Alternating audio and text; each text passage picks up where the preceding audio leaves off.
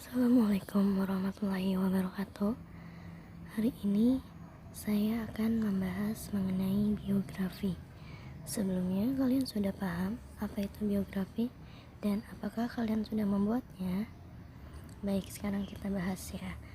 Biografi terbagi menjadi dua kata. Yang pertama ada kata bio, artinya hidup, dan kedua graf, artinya tulisan. Biografi itu menceritakan kisah hidup seseorang.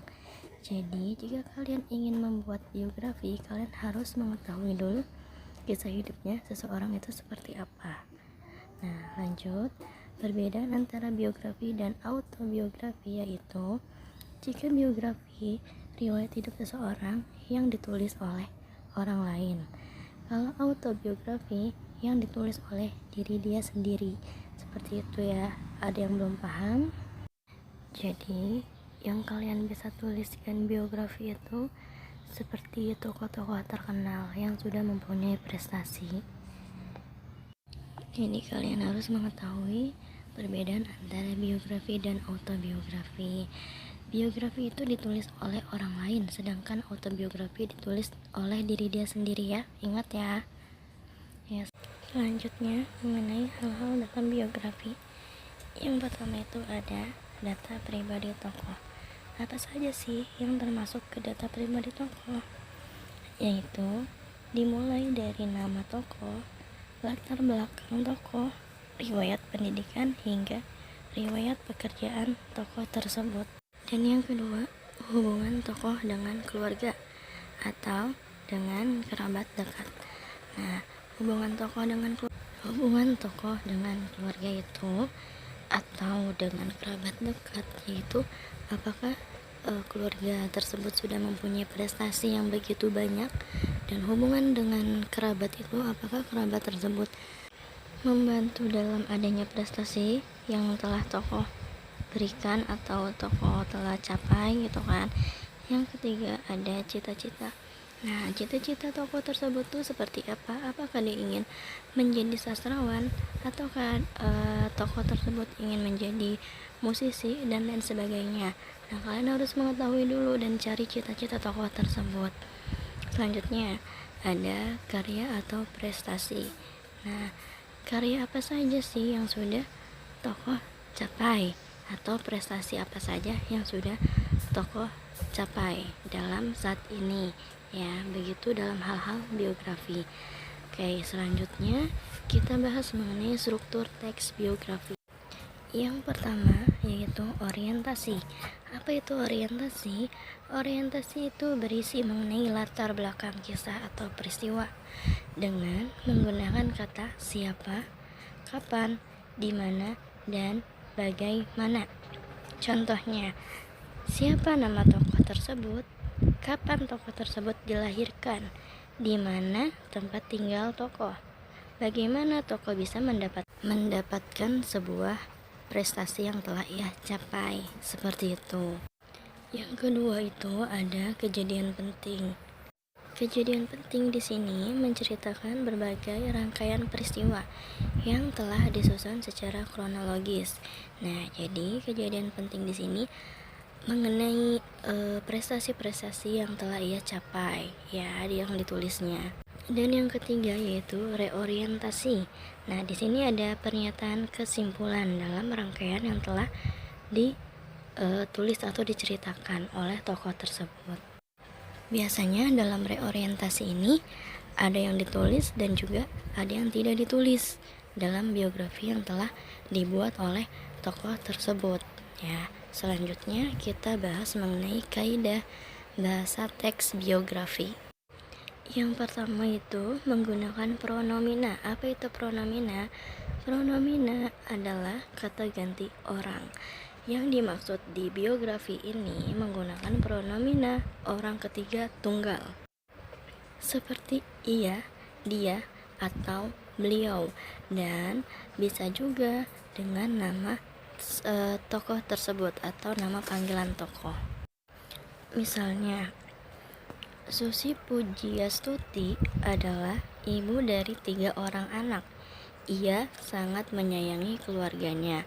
Nah, dengan ada kata ia berarti sudah menggunakan pronomina orang ketiga tunggal. Seperti itu contohnya. Yang kedua itu menggunakan kata kerja tindakan untuk menjelaskan peristiwa-peristiwa atau perbuatan fisik. Contohnya belajar, membaca, menulis, berjalan, berlari, melempar, dan lain sebagainya. Masih banyak contoh yang lain untuk perbuatan fisik. Nah, dalam kalimat yaitu misalnya ya, Susi Puji Astuti sedang membaca sebuah hasil karya sastrawan yang ia gemari. Nah, dalam kata membaca itu sudah menggunakan kata kerja tindakan untuk menjelaskan peristiwa-peristiwa tersebut. Selanjutnya, yang ketiga menggunakan kata adjektiva untuk memberikan informasi secara terperinci tentang sifat tokoh. Nah, di sini ada kata jenius, rajin, dan ulet. Contohnya, Susi Puji Astuti adalah seorang jenius. Dengan ada kata jenius sudah termasuk ke kata adjektiva atau kata sifat tokoh tersebut. Berarti Susi ini dia memang jenius kan, berarti di situ. Oke, selanjutnya ke nomor 4. Menggunakan kata kerja pasif untuk menjelaskan peristiwa yang dialami tokoh. Contohnya, diberi, ditugaskan, dan dipilih. Contoh kalimatnya yaitu Susi ditugaskan untuk membuat sebuah karya sastra. Nah, di situ sudah termasuk ke kata kerja pasif karena ada kata ditugaskan. Selanjutnya, yang kelima, menggunakan kata kerja yang berhubungan dengan aktivitas mental. Contohnya, memahami, menyetujui, menginspirasi, dan mencintai. Contoh kalimatnya yaitu Susi Astuti menginspirasi semua banyak orang. Nah, karena ada kata menginspirasi. Selanjutnya yang keenam, menggunakan kata sambung, kata depan, ataupun nomina. Nah, kata sambung di sini kan kita sudah pernah membahas ya. Kata hubung yaitu konjungsi. Nah, seperti itu. Oke, selanjutnya. Nah, di sini ada contoh biografi.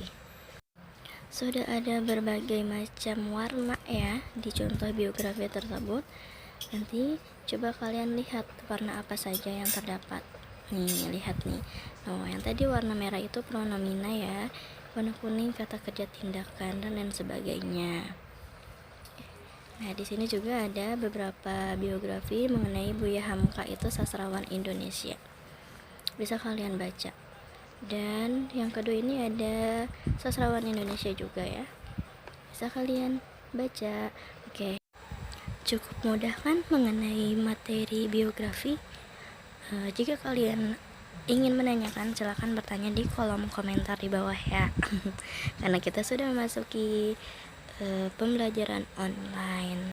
Terima kasih kepada kalian yang sudah mendengarkan pemaparan dari saya mengenai materi biografi. Ya sudah, segitu saja. Kalian jaga kesehatan dan pokoknya belajar terus, jangan panik, jangan stres. Sampai bertemu di sekolah ya. Oke, alhamdulillah hari ini telah selesai. Assalamualaikum warahmatullahi wabarakatuh.